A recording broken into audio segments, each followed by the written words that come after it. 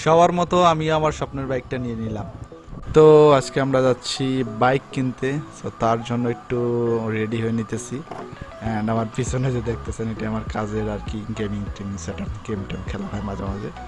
তো রেডি হয়ে চলে গেলাম আব্বুর রুমে, গিয়ে দেখি আব্বু টাকা করতেছে।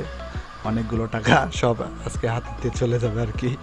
তো ভালো মতো টাকাগুলো গুনে নিতেছে যাতে যাওয়ার পরে টাকাগুলো কম না পড়ে আর কি। টাকাগুলো গোনার পর বের হয়ে পড়লাম বাইক কেনার উদ্দেশ্যে। আমার পিছন পিছন আসতেছে আমার আব্বু, অ্যান্ড কার সাথে যেন ফোনে কথা বলতেছে। তো এটা হলো আমাদের মসজিদ, আর এটা আমাদের মসজিদের পুকুর বলে আমরা। তারপর আমরা উঠে পড়লাম অটোয়, উঠে রওনা দিয়ে দিলাম মধুপুরের উদ্দেশ্যে, কারণ আমরা আজকে মধুপুর যাবো বাইক কেনার জন্য। ঘাটাইল আমাদের থানা, কিন্তু মধুপুর থানা যেতেছি কারণ ঘাটাইল আমাদের শোরুমে একটু সমস্যার কারণে বাইক নাই আর কি, যার কারণে আমাদের মধুপুর যাইতে হইতেছে।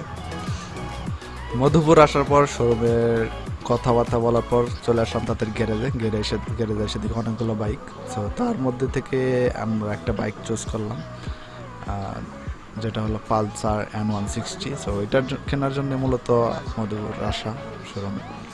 এখান থেকে চুজ করলাম আমরা এইটা। সো একটু দেখে নিতেছে সব কিছু ঠিকঠাক আছে কিনা, ক্র্যাশ ট্র্যাশ কোনো কিছু আছে কিনা বাইকের মধ্যে।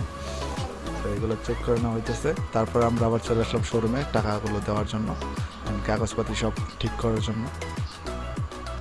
কাগজপাতি সবগুলো ক্লিয়ার করার পর চলে আসলাম টেস্ট ড্রাইভ দেওয়ার জন্য। সো আব্বু একটু টেস্ট ড্রাইভ দিতেছে।